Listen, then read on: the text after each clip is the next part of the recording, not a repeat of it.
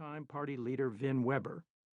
Kemp forged links with policy thinkers in Washington and New York, including Irving Kristol and Mundell, and Robert Bartley, editorial page editor of the Wall Street Journal.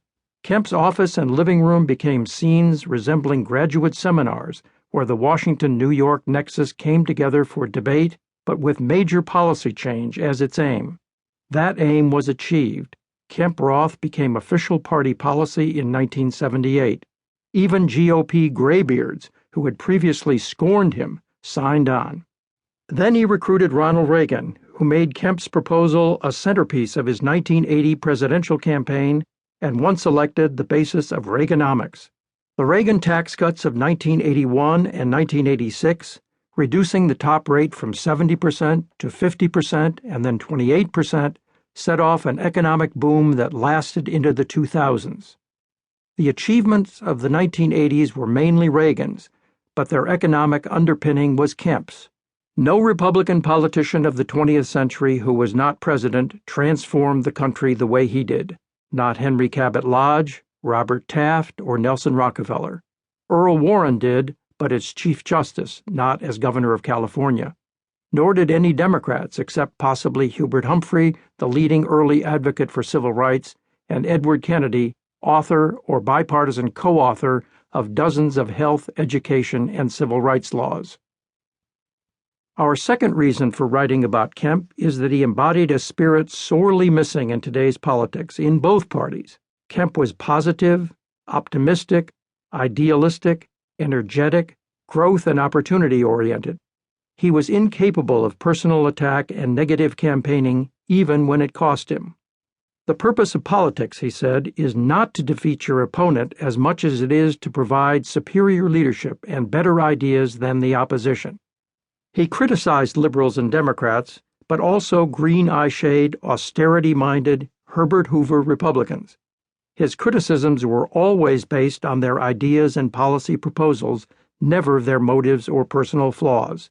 He believed, as he said again and again, that ideas change history. He wanted to change history for the better. He wanted his own party to once again be the party of Abraham Lincoln.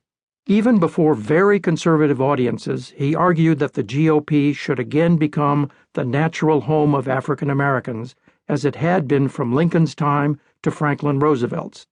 He insisted it could happen if Republican policies brought growth and prosperity to inner cities. It was unrealistic, probably romantic, but it was sincere. It was famously said of him that as a pro football star, he had showered with more African Americans than most Republicans had ever met. He lamented that his party had been largely absent from the civil rights movement and regarded the Southern strategy to win white votes at the expense of blacks a disgrace. Kemp believed in what he called the American idea, that the Declaration of Independence was a universal document, that everyone everywhere deserved the right to advance as far as his or her talent and effort would lead. The American idea was Kemp's version of Lincoln's bedrock principle that the right to rise was the central idea of the United States and applied to black slaves as well as to white workers. And like Lincoln, he believed it was the job of government to enable people to achieve their aims and remove obstacles, especially, in Kemp's view, high taxes. We hope this book will inspire, or embarrass, present-day politicians to see there is a better way to conduct their business. To fight, yes, but over ideas for making America better, and to search for common ground to solve America's problems and secure a future for every citizen. Our third reason for writing this book is simply that Jack Kemp led a fascinating, inspiring life. His father, Paul, was his model of entrepreneurial capitalism. His well-educated mother, Frances, was his cultural and intellectual spur. They both were Christian Scientists, which produced in Kemp a lifelong optimism, a faith that thinking positively can change the future, that failure is never final, that when one door closes, another opens. Kemp grew up a sports fanatic, deciding at age 5 that he wanted to be a professional quarterback. By will and determination, he overcame repeated obstacles and became one, a star quarterback, first for the San Diego Chargers, then the Buffalo Bills.